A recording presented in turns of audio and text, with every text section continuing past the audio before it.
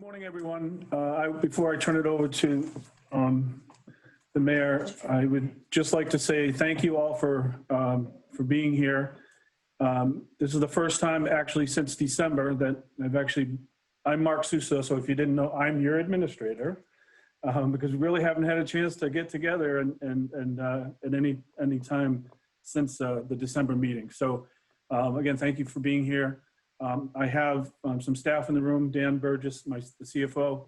Nancy's here. I have Lori Eamon, she's our IT person. So if anybody's having technical issues, you can just let us know. And Lori's here from our IT department that can help out if needed. And have Stacy is here as well. Stacy Forte, she's in the room. Mr. Mayor, did you get the agenda? Can you unmute him? Yes, himself. Yeah, he has to do it himself, I think. Oh, asked him. Yeah, you'll have to. If you have, Sorry. Yep. Now I just saw that I was unmuted. Sorry about that. Yeah, I have the agenda, and so we have the roll call. You guys ready to start? we do. We have a quorum. Okay, very good. So the first one is the introductions and the meeting guidelines. Do you guys have anybody present who will go over the guidelines that are necessary for us to follow for this like remote Zoom meeting, or do you want me to do you guys have anything with that? No. We do not. So if maybe you wouldn't mind, Mr. Mayor. Yeah, sure. So I'm just doing this from memory, so this is not all inclusive. The biggest thing that we have to keep in mind is that after every vote, for every vote, we have to do a roll call of every member that's on the advisory committee, because normally we can just do all the ayes say aye, the nays say nay. The ayes have it, or we can just go around and just say a few words. But under these circumstances, what the Attorney General has said is that we have to do a roll call. That's kind of the big thing that we have to keep in mind. I mean, everything's been posted. We're, doing everything we're supposed to otherwise. Okay. And then if after we do the presentation, you'll do the minutes first, and then everybody will have to unmute yourselves. Yes. So we can hear you. And then we'll probably go ahead back and mute you again. So you just have to make sure you unmute yourself using Zoom. So. Yep. Okay, so do we have a motion to approve the minutes from December 18th, 2019? So moved. We have a second? Second. Very good. So let's do a roll call. And is that going to be Stacy or Nancy or Mary on your end? I can do it. Yeah, Nancy can do it if that's helpful. Okay, sure. Janet Angelico. Yes. Scott Bragdon. Didn't join us. Josie Dutil. Yep. Brittany Faria. Yes. Patrick Flaherty. Yes. Greg Gumond. Yes. Paul Hero. We have Yes. Carol Julius. Aye. Bradley Marshall.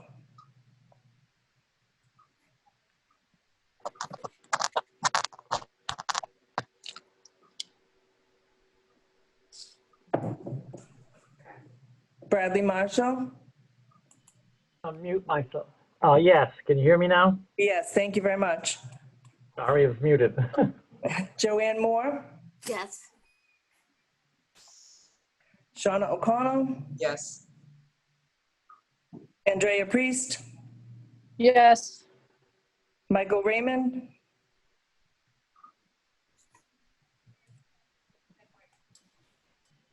Michael Raymond.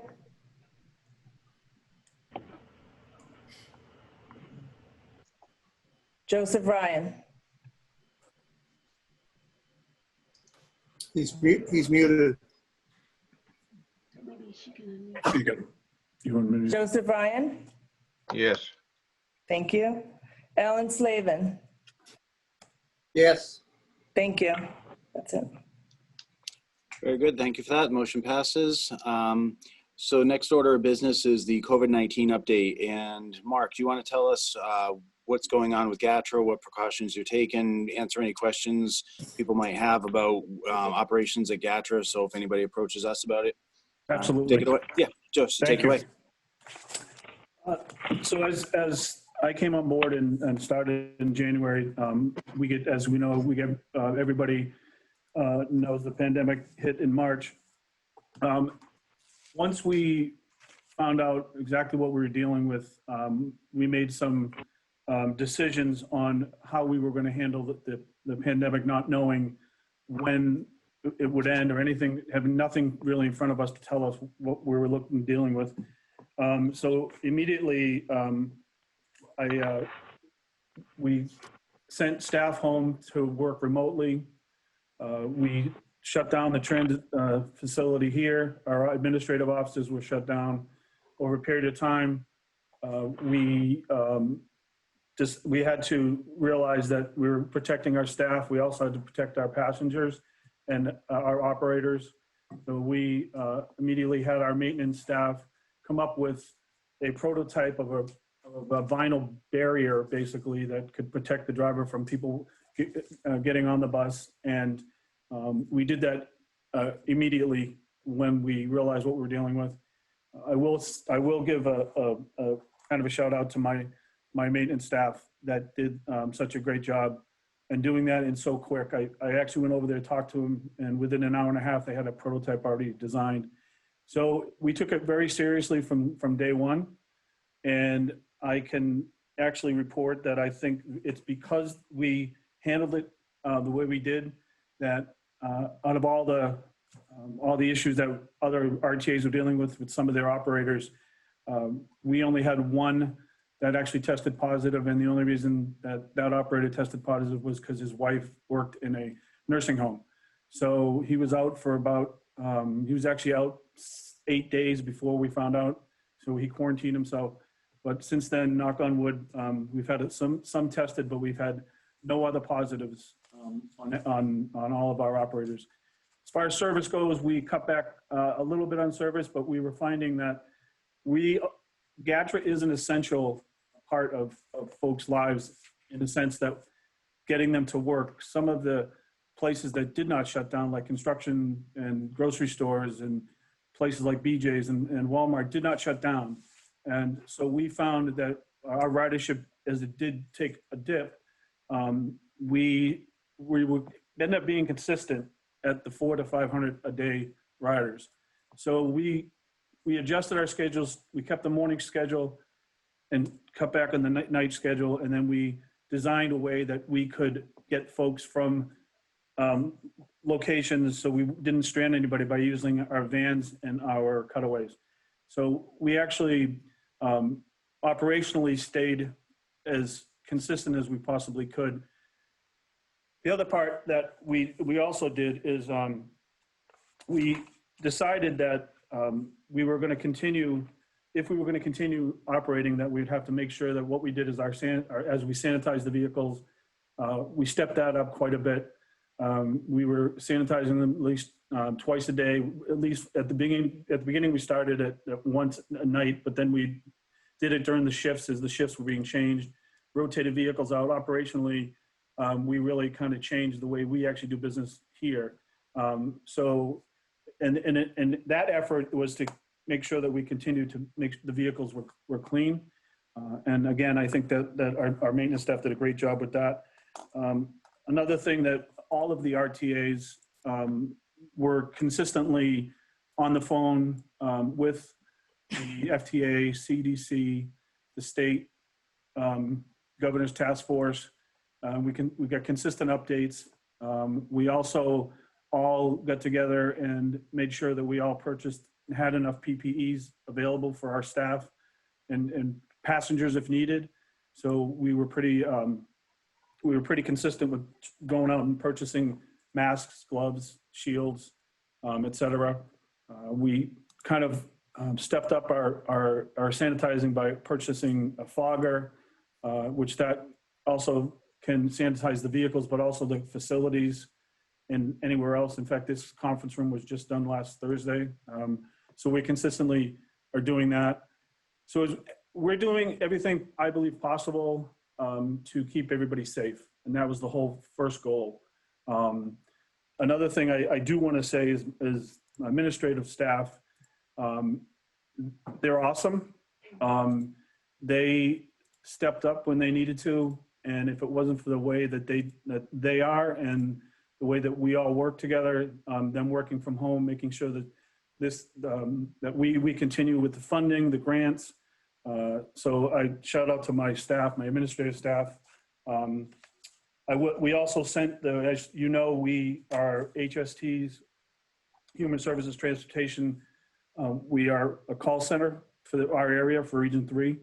And we had to split them in half because the calls did go down as places shut down. But now, as of 2 weeks yesterday, we had to bring them all back because the calls are starting to come in. As the governor's phases are starting to continue, we're kind of following that guideline, and all the RTAs are kind of working with MBTA as far as their service, because as you know, they've just upped their service a little bit more as of Monday.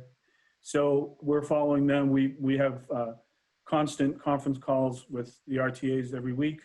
Our staff has a conference call every week. So we're continuing as we speak today. We are continuing with the same level of service. Staff still won't be coming here, only periodically to pick up things. So as the COVID-19, as the times change or what the new normal is, we'll adjust accordingly. But I will say the call center is starting to get busier, so the calls are starting to come in. And just so what we did in the call center is actually cordoned off each cubicle. So all staff is basically on their own cubicle with vinyl around them. So we're taking precautions even in the building as we speak. Another good news is that the diner that is here, called Double Down, that rents from us here in our building on 10 Oak Street, they opened up today for the first time since this happened. So we're pretty excited about them coming back and making sure, that they are whole, and they're pretty excited. So that is a good sign. So we have the front doors open. We're also in the midst of doing a reopening of our service and working with unions, the 2 union presidents.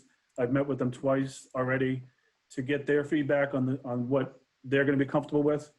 And so far, the way that we have pretty much secured them, and they have been, they're pretty happy with how we have protected them. So if we started to take fares again, which we don't know when that's going to be, they're comfortable with exactly how we are right now. So I would say that as long as we keep an open dialogue with the unions, it seems to me like they're on board with helping us out. And like I said, we continue to purchase PPEs just to make sure that we are full. And if we need to help out with our passengers and masks and things like that, we will. The only other thing I would mention about the COVID is, of course, the CARES Act that came through. And because we actually stopped taking fares in March, we have had no revenue. So the CARES Act has actually helped us get through. And we can discuss that more as we talk about the 20 and the 21 budget. That's the update that I have right now. It is fluid. We are looking at it every day. I'm in the building every day, and I usually have one other person here. But for the most part, staff are working from home. So if you have any questions, feel free. I'm more than ready to answer anything you might have. Yes, I'm muted. Mayor. Hi, so I was curious about the, the not taking of fares. I hadn't heard about that. I'm probably not the only one. So can you tell us a little bit about why you stopped taking fares in March? Was that a requirement of the governor? That's one question I had. Another question I had was, are you requiring passengers to wear masks when they're on the buses? So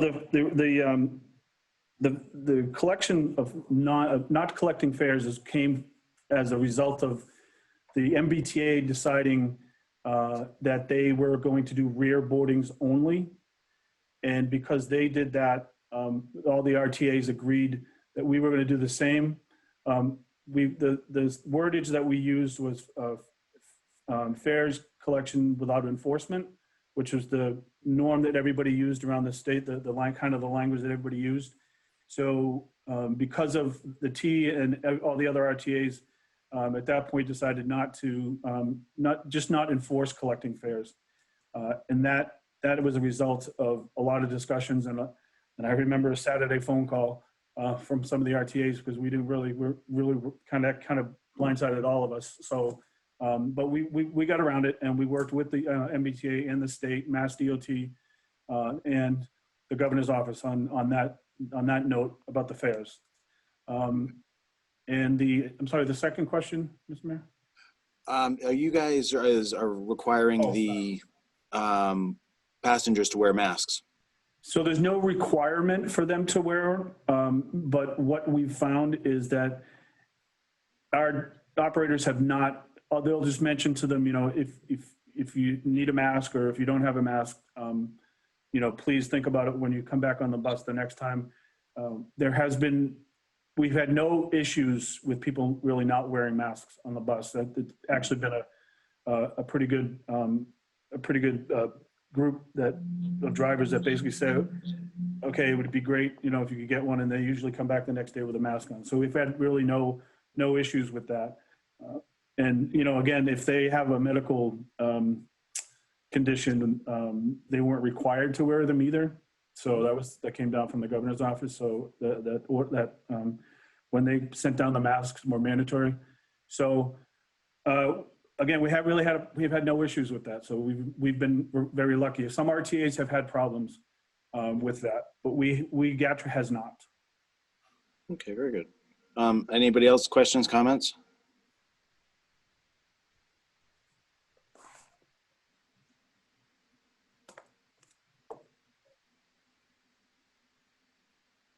Okay, hearing none, I guess we can move on to the next order of business, which is the FY 2020 revised budget. Mark, go ahead and take it away. Okay, what we're going to do is, I think everybody should have a copy. I think Nancy sent that out to everybody on the 20 budget.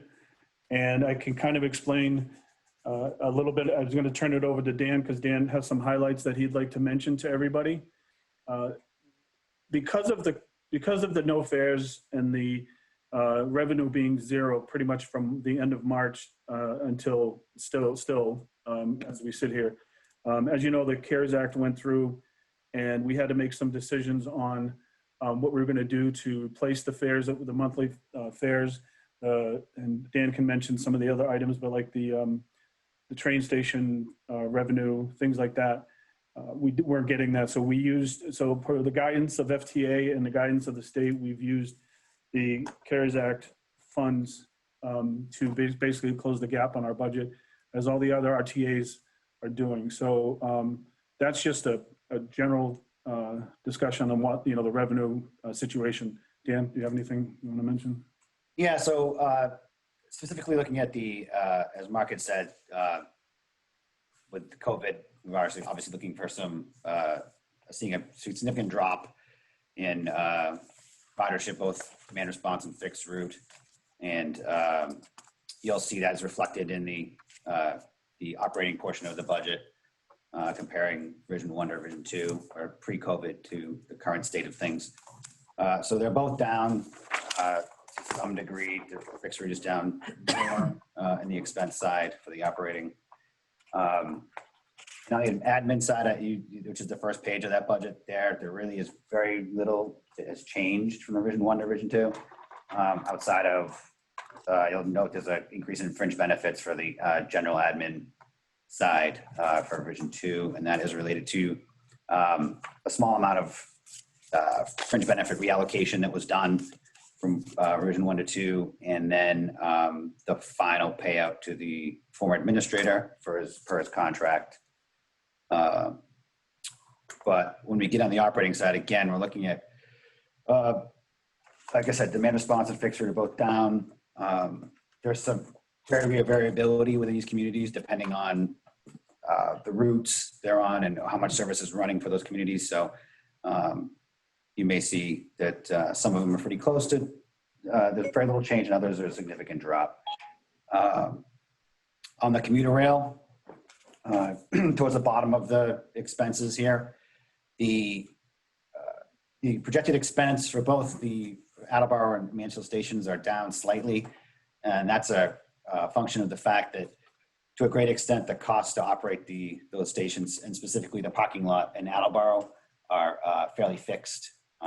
So, you're not going to see too much of a drop there. We still have to pay for insurance and upkeep and maintenance for those sites. And then the last piece that's in the expense is the big number, which is the human services transportation.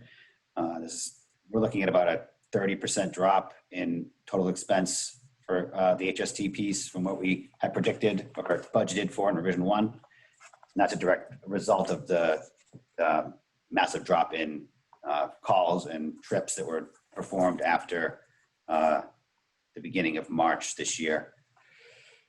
And if you move on to the revenue here, I'll just hit a couple of quick items.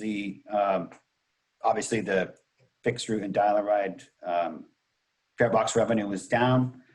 As Mark had stated, it's down about 30% in total from what we had budgeted in revision 1. And that's what you'll see a little further down, you'll see that the Federal CARES Act line there, that's where we're offsetting the loss in fare box revenue because we've been fare-free, along with some additional costs we've incurred as it relates directly to the COVID issue. The other big number in the revenue, obviously, is, again, the human service contract revenue. The way that operation functions, the expenses drive the revenues. So there's a similar projected decrease in HST revenue to go along with the decrease in the expense. Aside from that, again, the commuter rail, amazingly enough, we are going to probably end up above where we had thought we would be with revision 1, even with the significant drop in the number of vehicles parking in the parking lot. So that's a positive sign. And I don't know that there's much else here. The state contract assistance and local assessment figures are pretty standard. But if anybody has any questions, I'm happy to try and answer them for you.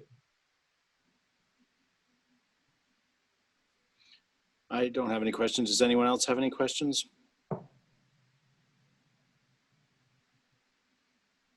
No? Okay, very good. Hearing none. I think we can move on to next order of business, which is the FY21 budget. Mr. Mayor, do you want to take a vote on a roll call on that 20 budget? Oh, I'm sorry. I forgot. Yes. Okay, so roll call. Okay, Janet Angelico. Yes.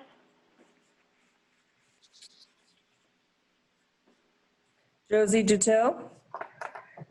Yes. Brittany Faria. Yes. Patrick Flaherty. Yes. Greg Gumond. Yes. Paul Heroux. Yes. Carol Julius. Yes. Bradley Marshall. Bradley. Yes. Thank you. Okay. Joanne Moore. Yes. Shauna O'Connell. Yes. Thank you. Stacy Powell.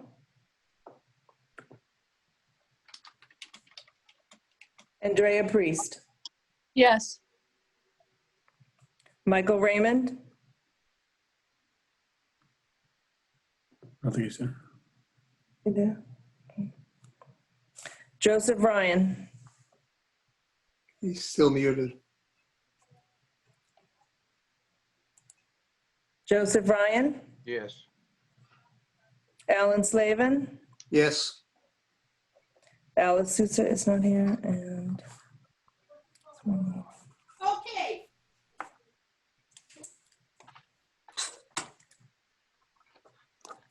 Paula Rossi Clapp.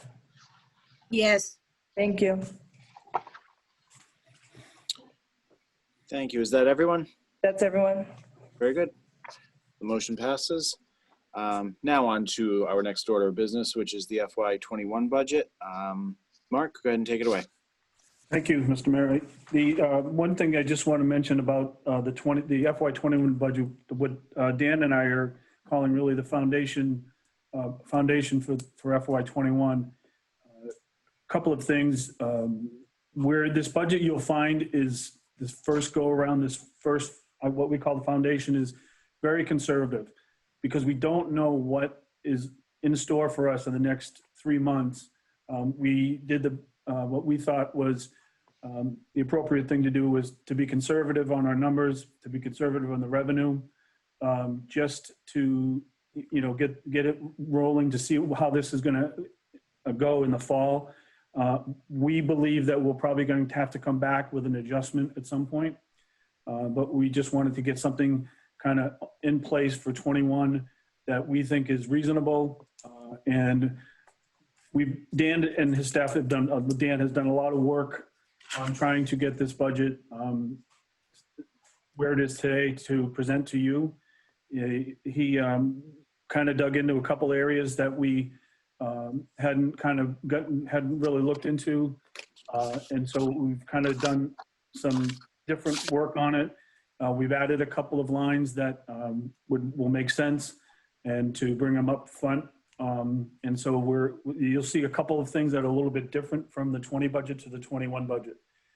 And I think going forward, it's probably even going with a little bit more, or more changes to it as we go forward when we see things that need to be, kind of adjusted or put into the budget. One thing I do want to say is we're going to monitor the situation of the COVID, et cetera, and the numbers for each town on a monthly basis. So we're going to keep an eye on everything, what that looks like, the ridership, service, all of that is going to be monitored monthly. One thing, Dan, being the CFO, one of the directors I've given him is that Dan never quite worked on budget for GATRA before. That now is going all on his plate. So he will have all the revenue, all the expenses, AP, all of that will fall under he and his staff. And so Dan will actually be in charge of the budget in a sense of monitoring it. And of course, keeping me in the loop on, if things kind of go one way or the other. So I think we have a good, going forward, I think we have a good foundation. And I think we have a good plan for what the budget's going to look like. And to keep monitoring it is the goal. Because like I said, we just don't know what's in store for us in the future. So I'll turn that over to Dan so he can highlight some things for everybody. And then we'll take questions. All right, so as you'll see, the format here, as Mark had mentioned, is slightly different from what you probably saw in the 20 budget, and for those of you who've been around for a while, in previous years. So we've kind of shifted things around, so now we have a true section for expense and then revenue separately instead of them kind of being mixed together as they had been in the past. But you just see at the very top here, we've got essentially the administration piece, which is our office administration, and the brokerage component broken out separately. The big differences here are obviously personnel and personnel related costs have kind of been rolled up into a single number. And we have added another expense line to both the office admin and the brokerage admin piece to account for some pretty critical pieces that really didn't get fleshed out in prior year budgets. So those items would be things like utilities and insurance and some other miscellaneous costs. On the whole, the admin budget is up about 4% from last year. So if we move on to the operations, both the fixed route and the demand response, again, we're budgeting from looking forward to 21 from the 2020 revision 2 budget, which we just went over. We're projecting about between the 8 and 9% decrease in fixed route and about a 6.5% decrease for demand response. So in total, those services are going to be down. We're looking for those to be down in expense side about 7.5%. As Mark had said, this is just a very conservative estimate as to where we think things are going to be.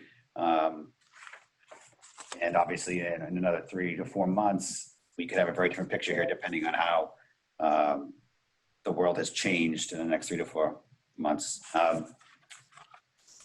If we move on to the brokerage piece, you'll note that we're actually looking to see a pretty significant, about 13% increase in expenditures related to the brokerage operation. And this is driven primarily by some trends we've observed just recently, the last month or so, in call volume. It looks as though people that are needing their medical services met, whether it be your standard doctor's appointments and the critical care that's done, like dialysis, is starting to tick back up as offices are reopening and people are getting back out to get to those office appointments. So if we kind of project out what we're seeing now, the trends we're seeing now into the beginning of 21, I think we're being fairly optimistic here. I think we're going to see the brokerage operation really ramp up, and hence the increased projection in the cost related to that function. And then if you look at the commuter rail piece, you'll see that those are pretty much the same as they were last year. The Mansfield station's down a little bit from where we're closed the year, and that's simply because there isn't a whole lot running there at this point. So, but the Attleboro station is only projecting about a 2% reduction from where we are now. So that's pretty much and that's pretty much a baseline cost as far as maintaining the parking lot and the building at that location. And then if we move on to the revenue, the fixed route and the demand response, fare box revenue, again, we're being pretty conservative here and estimating that we're going to see further reductions in fare box revenue for the year. Again, hopefully things will change and we'll be able to start collecting fares sooner than we might, and we can adjust these numbers in a few months. So on the whole, looking at about almost 15% decrease in fare box revenue for 21 as it stands now. The HST brokerage revenue, again, as I mentioned in the previous budget, the expenses drive the revenues here. So we're projecting about a $4 million increase from where we're leaving off 21 for the HST piece. As I mentioned, the commuter rail, we don't really know at this point when we're going to start to see even numbers parking wise that approach what we saw pre-COVID. And there's at this point, there may be employers that are going to consider moving more of their employees to remote after this is all done. So we're taking a pretty conservative approach here with this revenue budget number. It's about almost a 25% decrease from what we are going to realize this year in revenue for that operation. And under the other revenue here, there's really just a few pieces that I want to point out. That microtransit pilot, we have two new expansion contracts for that microtransit program that will be rolling out in 21. So that number reflects the two new state contracts we have for that pilot program. And then the other big takeaway here is under the federal operating assistance area. As you'll see, in FY21, we're actually budgeting for our full federal operating assistance to come out of the CARES Act grant, as opposed to splitting with our standard 5307 FTA operating formula grant. And I think that's about it. Again, the state contract assistance and the local assessment numbers are just a standard 2.5% increase over the prior year. So there's not a lot to see there. And I think that's about it. If anybody has any questions. I have a question for you. The microtransit pilot, what is that all about? Stacey, you could probably talk about that in more detail. There's new pilots in South Plymouth and we expanded the service in Attleboro, in Foxborough, to nights and weekends. That grant came through. That grant is in conjunction with the Kraft Group is the one who came up with the match for that expansion.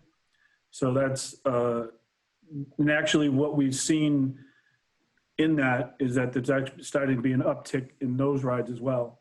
The numbers have been coming in. So when we first started the Saturday service, we had single digits.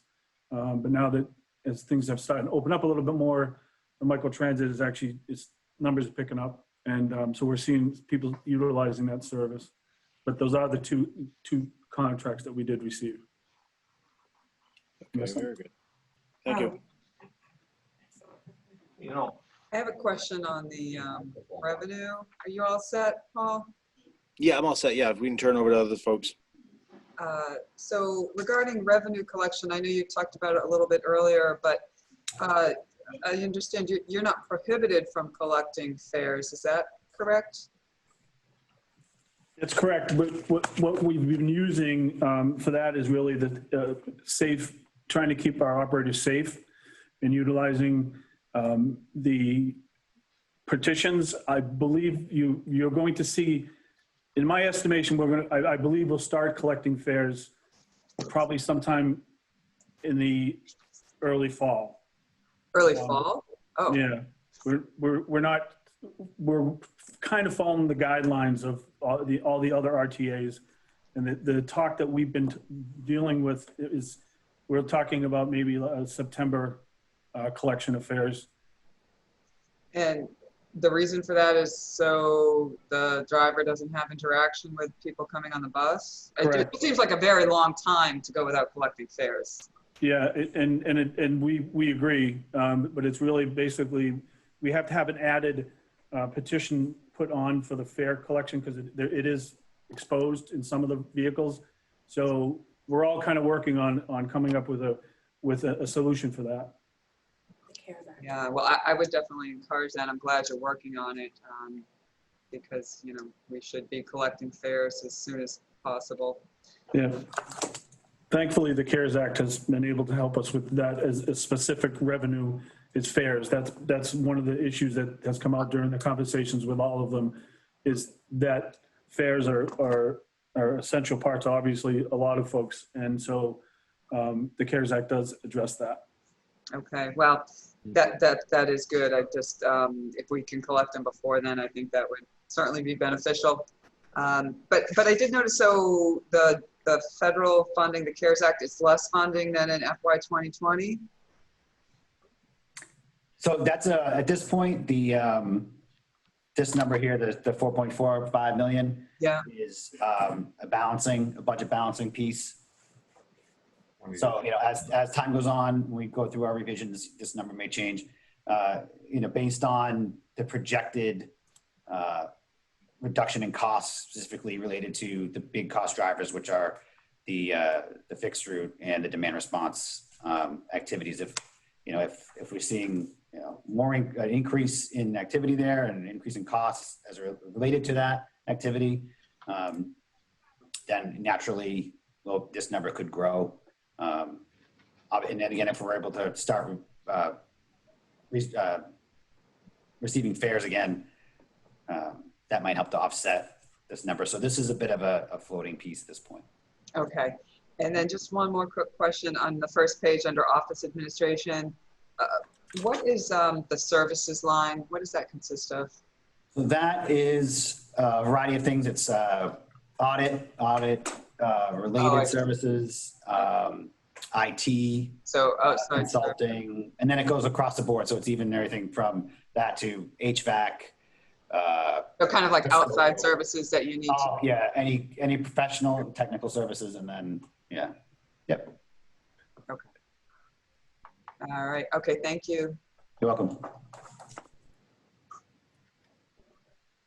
Thank you. Does anybody else have any questions or comments, concerns about the FY21 budget? If I can, Mr. Mayor, the only thing I would mention is I just want to make sure that folks know that we will be monitoring this and we will keep everybody up to speed on any new developments. And if once, we'll make sure the board is well aware of any major changes or anything like that, just so everybody's aware. But we know that Dan and I know that we have to keep monitoring this consistently on a monthly basis because everything has been changing. Yeah. How much of the budget do you get from the state budget, like for the subsidy? Yeah, so you'll see that, that's at the bottom of the second page of the revenue page there, the local contract assistance line.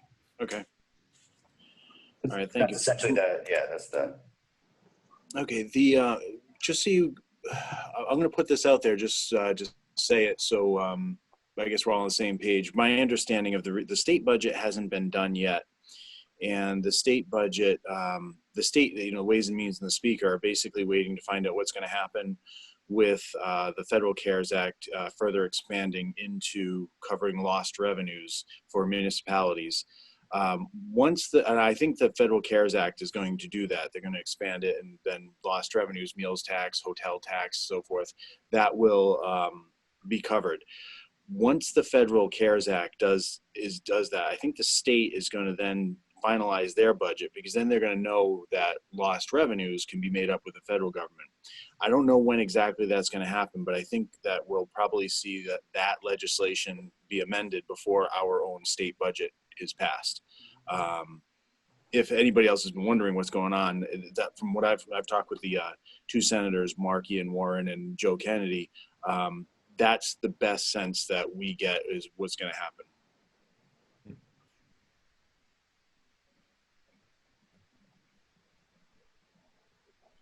Yeah. Anybody have any questions, concerns, or comments about that? No. Hope it happens too, Paul. Yeah. Okay, hearing none, I think we can probably take a vote on the FY21 budget. I'm sorry, Oh, just one more question. Sure. Back on the revenue collection, and I'm just not familiar. It's my first time on the board here. I'm not familiar how often this group meets and how often the RTAs meet themselves. If anybody can answer that question. So my understanding is this group meets as needed, and the RTAs, we have conference calls. We call once a week. We have a conference call with our group. Previously, we were meeting, the RTAs, I believe, were meeting every other month, every 3 months or something like that. Yeah. So, but when this happened, we just wanted to keep consistent with each other. So we just basically get on a phone call for 15, 20 minutes, sometimes longer. I'm just wondering if we can get an update in maybe, I don't know, 4 weeks or something about the revenue collection. Sure. Because I mean, people are out, they're buying things at stores, they're spending money in, restaurants. So people are starting to exchange money now. And I just really think whatever you can do to begin collecting revenue, if you can start down that road and try and make some kind of plan for that before September. Absolutely. Thank you. Okay, all set. Very good. Thank you, Shauna. Any other questions or comments for Mark and his team? No? Okay, hearing none, let's go ahead and do a roll call vote of the FY21 budget. Janet Angelico. Yes. Josie Dutil. Yes. Brittany Faria. Yes. Patrick Flaherty. Yes. Greg Guman. Yes. Paul Hero. Yes. Carol Julius. Yes. Bradley Marshall. Yes. Joanne Moore. Yes. Shauna O'Connell. Yes. Stacy Powell. Andrea Priest. Yes.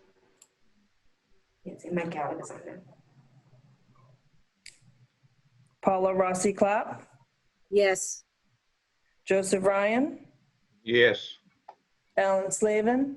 Yes. And Michael Gallagher. Yes. And my Thank you. apologies for being late.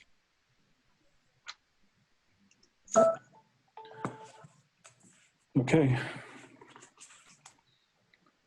Very good. Is that everyone? That's everyone.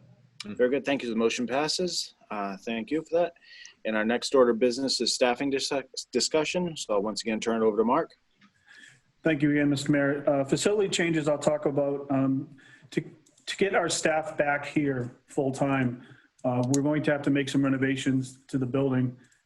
We are a petition kind of on the upstairs, if anybody's been in the building, the upstairs, in the middle of the of our offices upstairs, just go with petitions, and staff is kind of on top of each other. So what we've decided that we were going to do to keep everybody safe is that we're actually going to build some offices upstairs so folks will have individual offices. And we're doing some renovations to the building to keep people safe.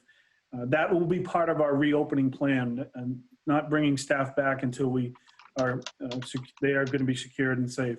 We're also coming up with the protocols about masks, et cetera, and that'll be all part of getting staff full-time back here. Moving offices where the customer service location will no longer be upstairs. It'll be on the first floor. So we're actually, it's actually designed to do that. But we just have to make some minor renovations to get folks to utilize the first floor. And we have a machine that sells tickets in the lobby and things like that. So we're going to work on protocols and facility changes to the building. And not only this building, but also our maintenance facility and administrative facility in the back. We're making some changes back there as well. And these are all in to keep our folks safe. So that's the first thing I wanted to discuss with the group and kind of give you an update on that. The second thing I wanted to discuss is when I did come as the new administrator, I was trying to look at, how we operate as GATRA, and that our third-party operator is actually TransDev or PTMA. But one thing that I felt a little uncomfortable with is that our maintenance is actually through our contractor. And one thing that FTA and the state and they always like to see a checks and balances. And if you're in control of your vehicles and are not a third party, you have more control over keeping the vehicle safe. What I will say is that our maintenance staff now that works for PTMA is great. They keep our vehicles up and running. Their PMs are right on preventive maintenance. They do a great job, but there's that one factor of not being able to have them work directly for GATRA as GATRA employees is always a discussion that FTA and the state always have about kind of a checks and balances thing. So one thing I would like to ask is to kind of pursue what that's going to look like if we could start having discussions with the contractor and seeing if we could see how we could get the maintenance staff under actual GATRA employees. So I just wanted to put that out to the board. Just want to explore it to see if it's feasible. Dan and I have agreed that, and we've had discussions with staff and Stacy and talking about that we pay for all of PTMA now. So we don't believe there'll be a financial impact. It might be, level funded. But I want to ask just to pursue that and to see what that could look like. And if we could have the maintenance staff, especially the director, working directly under me and my directors, just having that control of all of the vehicles. And I would just say, we can't look about the people who are doing it because, like I said, Gary Roberts does a great job with he and his group. But we have to look at the position, not necessarily the person. And so I want to make sure that we're doing the right thing for our equipment and for GATRA. So I just wanted to get the board approval to kind of move forward with that next step to see and pursue it, just to see if it's feasible and makes sense. I have a question. If we have a contractor who's a private entity, what's in it for them to lose their employees and essentially no longer operate as a private entity and come under GATRA? I mean, is it the stability of the revenue flow? Is that a liability we're taking on? Or they do good work right now, but are they looking to just get out of the business and just become public employees because once again, the job stability and the revenues are a little bit more insured? What are your thoughts? No, I don't believe that would be the case. They would, again, a cost neutral, I believe. I don't think there would be any difference there. I think the contractor while they make their funding, they get their funding by basically we pay for all of the costs. GATRA pays for all of the costs associated with PTMA, and then we give them a $25,000 management fee every month, and that covers the general manager. There's an area manager and some other items and things that I was surprised it didn't cover, but we'll talk about that. It's another date. But there really would be no impact that way, and I would just have to negotiate it out of the contract. Okay. Do other people have any questions, comments? Just quickly, so whatever you present to us, we'll have a cost analysis going forward as well? Absolutely. Okay.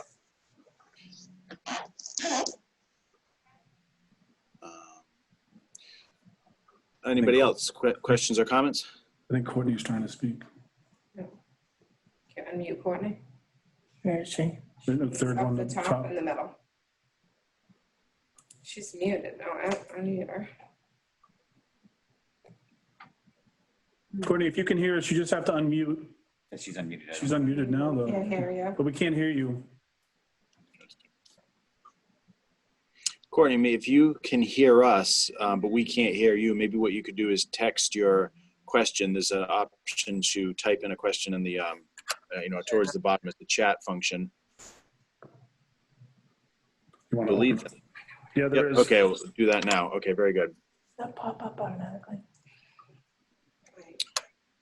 I don't think it will. Oh, yeah, there it is. Mhm. Okay, chat. Okay, she's doing that now, and she's sending that. So just take a second, let her type in her question. Absolutely. Okay, is there any possibility of looking into hand-free fares on the phone? Good question. Yes, so that actually has come up in our directors' meetings, and we are currently reaching out to our current and several other companies that do that mobile ticketing, mobile fares. So we are actually looking into all of that, because that if we could get that in place, that would cut down on the actual interaction between the operators and the passengers. However, we'll always have to have cash fares, available. So, but yes, to answer your question, we are looking into that, and hopefully we'll have some more information at our next meeting. May I ask a question from Middleborough? Sure. Can we require exact fare? Because we thought of a few ways we could collect fares sooner in a safe way if it was exact fare and we didn't have to hand money back and forth. But I didn't Andrea, know. Have you been on our directors' meetings? Because that's No. exactly the conversation we've had with Oh, Dan's team. He is actually what we're actually going to do, and we won't have that available for you. It's going to take a little time. One thing we are going to do is go through all of our fare collection, all of our fares. Some collect, some don't.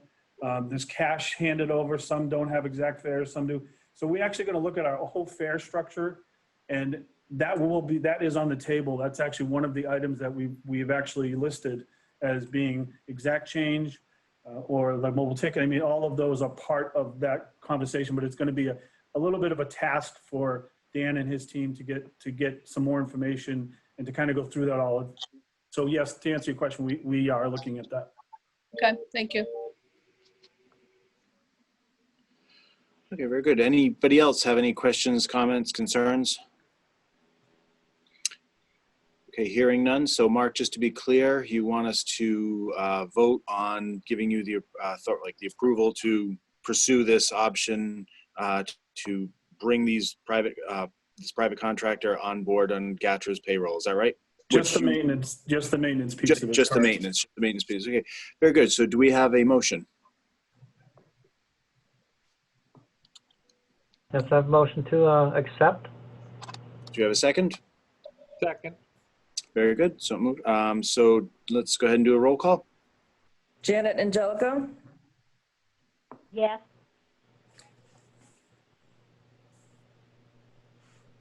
Josie Dutil, Yes. Brittany Faria, Yes. Patrick Flaherty, Yes. Michael Gallagher, Yes. Greg Gumond, Yes. Paul Hero, Yes. I have to vote on something, hold on. Carol Julius, Yes. Bradley Marshall, Yes. Joanne Moore, Yes. Shauna O'Connell, Yes. Andrea Priest, Yes. Did you get that? Yes. yes, I did, thank you, Andrea. Paula Rossi Clapp, Yes. Joseph Ryan, Yes. Alan Slavin. Yes, That's, Alice Sousa's not here. We're all set. Very good. Thank you. So the motion passes. We look forward to seeing your report, your analysis on that, Mark, and look forward to it. Thank you. So our next order of business is other business and new business. I guess we can go around the roll call, and does anybody, if we just read it off, does anybody have any new business they want to talk about? Janet, Angelica, any new business? No. Josie Dutil, Nope. Brittany Faria, No, thank you. yeah. Patrick Flaherty, No, thank you. I gotta vote again, hold on. You want to, Alan? Greg Gumond, No, thank you. Paul Hero, No, thank you. Carol Julius, Nope, I'm all set. Bradley Marshall, No, thank you. Joanne Moore. Yes. Oh, I don't have anything to add. Okay, thank you. Shauna O'Connell, I'm all set. Thank you. Andrea Priest, All set, thank you. Michael Raymond. Yeah. Paula Rossi Clapp, No, all set. Joseph Ryan, I'm all set, thank you. Alan Slavin. All set. Okay. It's all of them. Very good. Thank you. So Mark, do you or anybody else on your team have anything you want to talk about? No, I think we're all good. I just want to thank all of you. Unfortunately, where we are right now today, having to do this, but I do want to thank you for being able to be available today to get this important, to get the budgets cleaned up and moving forward. And I would also offer any one of you to please reach out to me for anything, or call or email me if you need anything, or if you just want to discuss issues. Please, my open door policy means everybody, so please take advantage of it. If you need to have a conversation, that would be great. Hey, Mark, can you tell everybody what your phone number is, your cell phone number? Sure, 802 802. 373 Okay. 2111. Very good. Thank you, Mark. So. Transportation plan, you're just not gonna mention. So is there one last chance? No other new business? Anybody else? Questions, comments, concerns? No, hearing none. Shall we have a motion to adjourn? So moved. Adjourn. We have a second? Second. Very good. We have to do a roll call as well for that. Roll call everything. So let's do a roll Okay. call. Janet Angelica, Yep. Josie Dutil, Yes. Brittany Faria, Yes. Patrick Flaherty, Yes. Greg Gumond, Yes. Paul Hero, Yes. Carol Julius, Yes. Bradley Marshall, Yeah. Yes. Okay, it's me. Joanne Moore, Yes. Shauna O'Connell, Yes. Andrea Priest, Yes. Michael Raymond, yeah, Paula Rossi Clapp, Yes. Joseph Ryan, Yes. Alan Slavin. Yes. Okay, all set. That's it.